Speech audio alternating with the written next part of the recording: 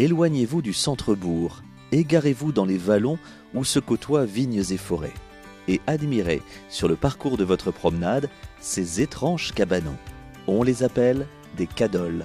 Ces abris ont été construits à partir de pierres sèches par les vignerons d'autrefois. Ces pierres étaient ramassées quand ils dépierraient la zone pour planter une vigne. C'était un dur labeur. Il fallait de la force pour ériger ces cadoles, mais aussi beaucoup d'habileté. En fait, la particularité de ce type de construction, c'est que c'est une construction entièrement montée à sec, c'est-à-dire sans liant. Tout est une question de manipulation de pierres. Donc elles sont assemblées, ajustées et avec énormément de calage.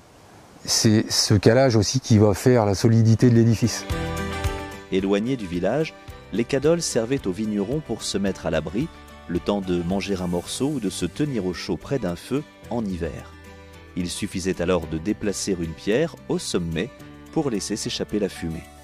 Ici, moi j'avais fait un recensement il y a très longtemps. En 5 années, j'en avais découvert 145.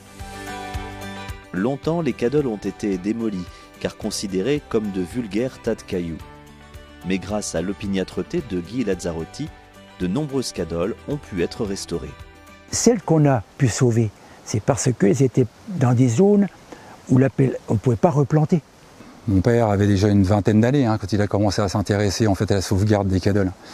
Et jusqu'à présent, il y en a eu une cinquantaine de restaurés sur le finage d'Hérissé. Il ne voulait pas voir disparaître ce petit patrimoine. Et je suis content de voir que maintenant, il y a une prise de conscience au niveau de nos administrés et tout, de redonner une vie à ce patrimoine. Mais ça va mettre du temps.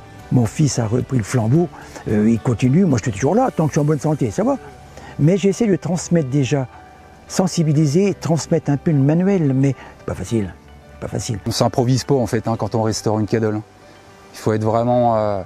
faut avoir ça, faut avoir les mains qui vont bien pour ça. Je trouve qu'il y a quelque chose quand même qui se dégage de ces petites cabanes. Je pense aussi à tous ceux qui les ont bâtis.